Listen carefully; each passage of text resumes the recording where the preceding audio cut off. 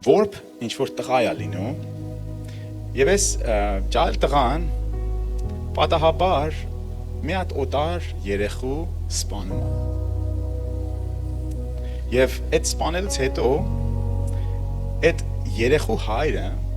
որ սպանվել էր, աղոթում է եւ Տերը դնում է իր սրտին, որ դու պետքա ներես եւ շնորհք ցույց տաս։ Եվ ինքը գալիս է ներում է այդ տղուն, որ իր տղուն սպանել է։ Եվ նույնպես էլ իրան որդեգրում է։ Էսի շնորհքն է սիրելիս։ Եվ եթե մտածեք սրա մասին, հայրը իր որդուն ուղարկեց աշխարհը։ Իր սուրբ որդուն։ Ամեն կողմից կատարյալ։ Մենք իր որդուն սպանեցինք, վիրավորեցինք եւ ցավ պատճառեցինք։ Եվ գիտեք, Տերը այդ լրիվ այդ բանի միջոցով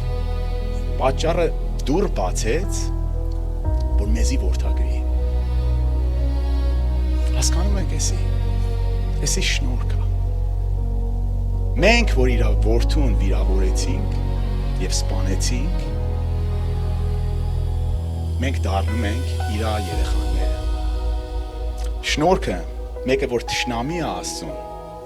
դարձնում է իր երեխան։